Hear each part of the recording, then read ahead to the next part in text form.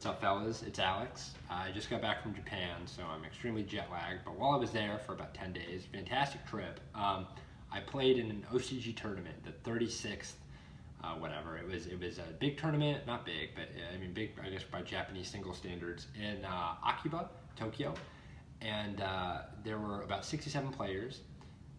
Cut to top 8, and they only did coverage, I guess, on Yu-Gi organization of top 4. But I figured, I made it to top cut. I might as well, especially as a TCG player, so I might as well give you guys a deck profile of what I played. I ended up losing to the eventual winner of that tournament, who was playing Troy Mare ABC. Very, very good deck. Those cards are really good. I played Sentoki.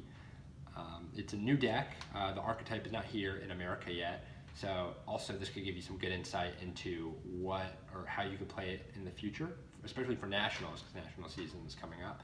I want to give a quick shout out to MetaMats, my sponsor, awesome people, and Glasgow, Yu-Gi-Oh! Or Farfa, and Lithium 2300. I don't know whose channel this is going on, but one of theirs probably. And they're really good. They're awesome at getting out coverage. I just really briefly wanted to also talk about player etiquette there. It's super different from how it is in the US or maybe in any other TCG location.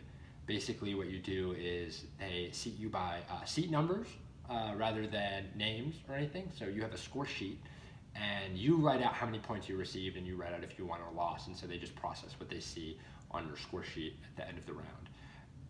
They basically, they'll like seat you, and then you see your opponent, you say onegaishimasu, and then you set up and everything, and then you guys figure out who goes first and second and all that jazz. And then before they start the time, you do not look at your opening hand. If you look at your opening hand, then your opponent has a choice to shuffle your hand back into your deck, and then you draw a new hand. So I mean, yeah, you do that, and then the round finally starts. You say onegaishimasu once more. You play. You look at your hand. You play. Then at the very end of it, rather than scooping, as we call it, you say something like makemasu or makemashita, which means like I lost or I lose. You can put your hand on top of your deck multiple times, and it'll indicate that you're surrendering. And then you say arigatou gozaimashita at the end of the match, rather than round by round. So yeah, that's pretty much the difference in like player etiquette. Just in case anyone wants to go to the OCG or go to Japan and play.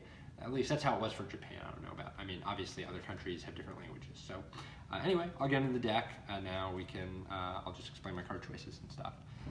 So I played against Sentoki. So I played, they're pretty much just Junishishi or Zodiac Beasts, but for the Link archetype rather than XYZ. So this is like their only main deck monster, Sentoki Ray, and she pretty much does everything and a half that an engine card could do. She basically, her effect is you can tribute her as a quick effect to summon a Sentoki Link monster or extra deck monster to your extra monster zone. Can't be summoned to any zone that an extra deck monster points to. That's not the extra monster zone. It has to be the extra monster zone.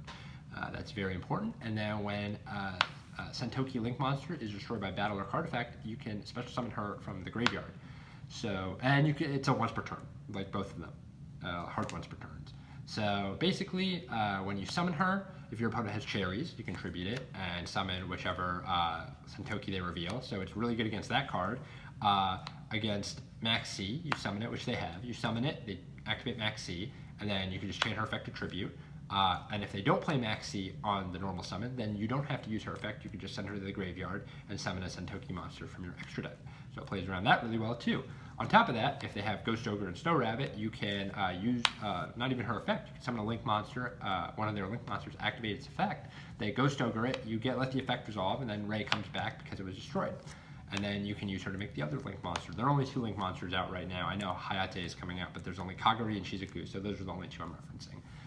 So basically, she plays around every hand trap ever, and she basically makes your Link monsters insane, as if they weren't good enough already. So she's like awesome. She's also a warrior, so you can search her out with Rhoda. And then I played 3 copies of the best hand trap ever, which is at 3 in their format, Maxi. This is, I mean, even though it's kind of bad against Ray, it's still great against everything. And even in the mirror, they sometimes start out their play with Hornet, which is basically like their token maker, and so you could just chain Maxi to that, so at least you get some value. it just makes going second a lot easier. The TCG definitely did it wrong. You either need 3 of this or I guess none of this, but if you don't have any of this, going second against like any combo deck can be like extraordinarily difficult. So, and at 3, it's also good because the likelihood of you having it next to your opponent is high. So your opponent max sees you, like it's okay, you can give them a few cards, and then when they try and go in on you, you max see them back. So it makes games like super interactive and skillful that way. Then I played 2 Ash Blossom and Winter Cherries. It's only at 2 in the OCG, but it's probably the second best hand trap. Third best being Cyframe Omega, or excuse me, Gamma. But this card is also really good. You can hit their spell card, the Sentoki spell card with it. Also, against every other matchup, even like the Firewall decks, it's just like really good to like 1-for-1 trade with one of their like crucial combo pieces like Foolish Burial or Dragon Shrine or something like that. Then I played 1 Ghost Ogre. As I said before, there's like that really bad interaction with Ray, so this card actually isn't very good, but you can summon it off of Crystron Needlefiber and it gives you more interrupts with that card, whereas like none of the other hand traps can be used on the field except for this one. So that's the only reason I played that. And then 1 Jet Synchron. With Summon Sorceress, there is an OTK, and there is like the only way you can make it is via Needlefiber plus Jet Synchron. You can't play Glow Bulb or anything like that, so yes, that's why he's in there. So it gives basically, I didn't play like Diablos or anything, so this card is kind of what gives the deck a sense of like inevitability. Like basically like it allows your deck to have some kind of pressure in the same way Zodiac or Judashishi had Gaga Samurai.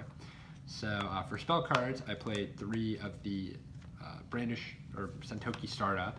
Basically, it's a Rhoda or like a searcher. I shouldn't say Rhoda. It basically searches any card of the archetype, including spells, obviously spells. And if you have 3 more spells in the grave, you can draw a card after you search. So it's pretty much pot of greed every time. Once you get 3, and this is like kind of what the deck is centered around, but you don't get to open it like every time. It's also just not once per turn. So if you open 2 and they have Ash, it's just game. But you don't get to open like this as much as you'd like. It's only a 3 of. It's really unconventional, or it's not unconventional. That's like a terrible word to use there. Sorry, I'm exhausted. It's like it's not super likely. It's like under 50% for sure. So in that, I tried to play as many starter cards as possible outside of Startup in order to make the deck as consistent and still playable without seeing that card. So I played 3 of the Hornet. A lot of the decks in the OCG played 2, but 3 was really good. It just gets additional monsters on the board, and if you're going second and you need it out of field, you can chain them to each other if you open multiple. And then you still have your normal summon on top of that. So it's really good in that regard. It's just a good starter card. Then I played 3 Upstart Goblin, and people in the OCG laughed at me for playing this. Well, joke's on them. This is an extra spell, and it makes your deck thinner, so it instantly becomes more consistent. So it works well with the engine and adds consistency. So there's like literally no reason not to play that. In fact, it's just bad not to play it, for sure. So then the next spell that wasn't Sentoki I played was Foolish Burial Goods, along with 1 Metal Foes Fusion to send off of it. Again, you don't always open Startup, but if you open like Ray and or like any like playable monster that makes a Sentoki extract monster plus Foolish Burial Goods, you can send Startup and then summon Kagari, who will add it back. So that's really good. On top of that, if you send Metal Foes Fusion, it's 2 spells. So because sometimes it's kind of difficult to get 3 spells in the grave, like randomly. So, but if you have like Upstart plus this, and then you can send that, and then all your spell cards become insane. Then you play 3 Called by the Grave. This card is so good against literally everything in that format. I mean, obviously we know it gets hand traps, but it's also just insane in the mirror match where Ray is so powerful, so you can like hit Ray with it. The Troymare ABC deck that I lost to is actually extremely good, even though Buster's at 1. It was so good at abusing B, like Buster Drake, to search out more monsters to summon off of Firewall, Dragon, Special Summon effects. So if you basically hit that off this, they can't add monsters, and thusly will probably lose the duel. I ended up losing that game, not because, I mean, the deck is obviously really good, but I just didn't set this for whatever reason, and I should have. So if I had set this on my first turn, then I would have won that duel. And ultimately, that would have been the match, and then there you go. But also, it's just like a really good card in general. It's also just another spell. It's not once per turn, so if you're going second and your opponent hand traps you, it could add a 3rd spell. which makes, again, all your spells ridiculous. So then I played 2 copies of Sentoki Widowmaker. This is like your negator, and you generally end your turn with Sentoki Shizuku, which adds a startup, plus 1 or 2 of these, ideally 2, I mean generally 2. So that's generally your turn 1. You basically add as many disruptions as possible, set them, and then on the following turn, produce pressure by like summoning a tuner and then going into like the OTK. So then I played 2 copies of Twin Twisters. Again, it's like a discard. Cosmic is also good, but because the Brandish or the Sentoki turns end off with like Guy plus 2 sets, you can just Twin Twisters away the 2 sets, then you can play, again, adds another spell because you discard, so you could potentially have 2 spells in the grave, and if you play like an upstart or anything, then all your spells become ridiculous. Then I played for the 1-ofs, a multi-role. This card is basically Spellbook of Judgment, but also its other interaction is if you have like Metal Foes Fusion or really any card that you can just send, including monsters in the main monster zone, because you can't activate any of these cards if you have cards in the, or you have monsters in the main monster zones. You can clear that to activate your other spells, and if you do, if you like send a card, then your spells can't be responded to, or like the activations can't be negated or anything. So they definitely just can't Ash you or anything like that, and that's kind of cool. Even though Ash is only at 2, but its second more relevant effect is, as per Brandish spells you activate this turn, you can set Brandish spells from your graveyard to your backfield with different names. So at the end of your turn, you're going to be setting like startups and stuff like that, and then off Shizuku, you can like add startups since it's not in your graveyard anymore. I'll explain her effect later. But it's basically Spellbook of Judgment. You end your turn going from like 5 cards total, or like 6 cards total, to like 8 or 9 cards total with this card. So makes your next turns much better. Also, this can that effect is either player's turn. So if you activate Widow Anchor, you can just reset the Widow Anchor. So that's like really good. Also, they get banished when they leave the field. That's kind of relevant, I guess. But just to explain the effect more, then I played one of the Jamming and one of the Afterburner. This card's really good. This card's not so good. This card's like Destroy Monster. If you have 3 or more spells, you non-target destroy like a spell or trap, and this one's the opposite. So this card sucks, kinda. This card's like, again, really good because a lot of these spells they flip, or like the traps they flip, excuse me, are like continuous. That's what makes them so good. And then on top of that, like, this is only good. These 2 cards are only good going second, and you need like startup to make them like really good. So that's why I didn't play like multiples of any of them. But this card's good because generally they're summoning a monster, so even if they don't have the spell or trap, at least you can like get value by like killing like a big monster. It's how you generally beat like the bigger monsters, because like your engine, the monsters just like in Zodiac are kind of small. So this one was like okay, but if you don't play this, you don't have much of a threat against the Zephyr decks and the decks that end off on like spell and trap, like negation. So you need something like this for those decks to make them like flip their cards early, at least. Then I played a Shark Cannon. This is like the only spell you can activate after you add off Shizuku, so that's really good, but it also has a good interaction with Ray. Like if you like hit their Ray with it, that's really good. And also just DD Crow, so, and it's just a 1-of, so you can just search it when you need it. This card sucks unless you play chicken games, so I wouldn't play it again. I don't even like really know what it does. I mean, I do know what it does, but it's just not good. It's basically just like a Hail Mary. You can like excavate the top 3, and if you hit like a Sentoki card, you like send whatever this targeted, because you have to target a card you control, to the grave, and then you add that card, otherwise you just don't do anything. And then when it's sent it from the field spell zone to the graveyard, you summon a Ray, but I mean, like that, it's not very good. It doesn't do enough. It's just really, if you don't have startup, if you don't have like anything, you just play this, but I wouldn't play this again. I never wanted to like, my hands weren't bad enough to where like I needed this, so this seems like it just makes hands worse. And then then I played for traps, 2 strike and 2 transients. This card is like really good, and it's only at 2, so I only played 2. I wanted some stuff that weren't like Sentoki disruptions, and that weren't hand traps, super high impact, especially going first, so this was like really good. And this card's really good. It's basically just Effect Veiler, and if you set it, and if they randomly like mess up with like what they activate in their zones, like let's say they activate Duster in the middle, I can like chain transients, target my guy, and then the Duster gets negated. But also, it's just like, other than that, it's like Effect Veiler going second, but there are some FTK decks that make Azathoth first and then kill you, so that's like the one interaction where I was like, I'd rather have transients every time, so I just play transients instead. Yeah, so there's that.